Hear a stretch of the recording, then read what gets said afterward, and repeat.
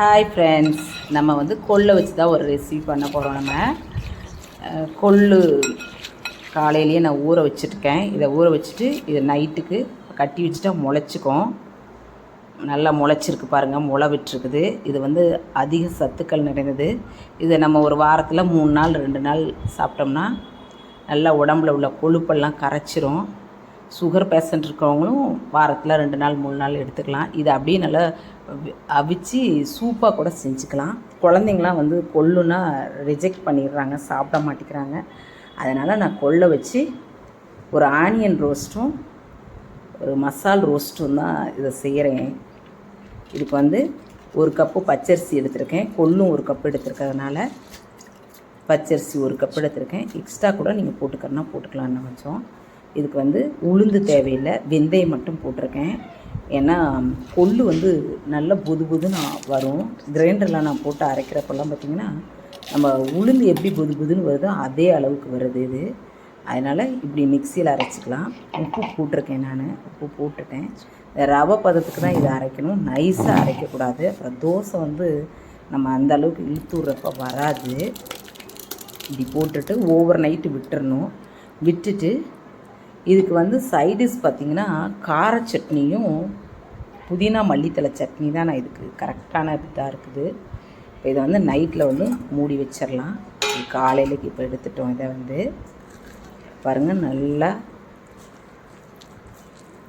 புது புதுன்னு வந்துருச்சு. இதை அப்படியே ஊற்ற முடியாது. நம்ம ஒரு 1/2 டம்ளர் தண்ணி ஊற்றி கரெக்டான பதத்துக்கு எடுத்துக்குவோம். ஆதி காலத்துலலாம் இதை வந்து அதிகமாக பயன்படுத்தினாங்க. நம்ம வந்து இப்போ குறைச்சலாக பயன்படுத்துகிறோம். நம்ம இது குழந்தைங்களுக்கு இதோட வேல்யூ என்னன்னு சொல்லணும், நம்ம சொல்லி வளர்க்கணும்.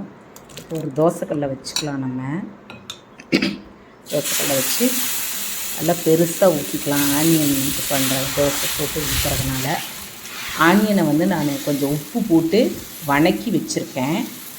ஏன்னா இதில் அப்படியே டைரெக்டாக போட்டு திருப்பி போட முடியாது, அப்படியே எல்லாம் க்ளோஸ் பண்ணிடுவோம். அதனால் பார்த்திங்களா, நான் ஆனியன் வந்து வணக்கி வச்சுட்டேன். ஆயில் போட்டு கொஞ்சம் உப்பு போட்டு வணக்கி வச்சுட்டேன். வணக்கி வச்சுட்டா அப்போ எடுக்கிற ஏடாக வருது பார்த்திங்களா. சப்போஸ் உங்களுக்கு வரல, எதுவும் மிஸ்டேக்கு என்னன்னு தெரியல அப்படின்னா 2 ஸ்பூன் ரவை போட்டுக்கோங்க, கரெக்டாக இருக்கும். நான் இதை அடிக்கடி செய்வேன், வாரத்தில் 2 நாள் செஞ்சுருவேன் இதே மாதிரியே. அடுத்து வந்து உருளைக்கிழங்கு மசால் ரோஸ்ட்டு தான் பண்ண போகிறோம். நம்ம மசாலெலாம் நான் ரெடி பண்ணிட்டேன், அதை நான் உங்கள்கிட்ட காமிக்கல, எல்லாருக்கும் தெரியும் அப்படிங்கிறதுனால காமிக்கல. அடுத்து பார்த்திங்கன்னா இதான் உருளைக்கிழங்கு மசால் ரோஸ்ட்டு.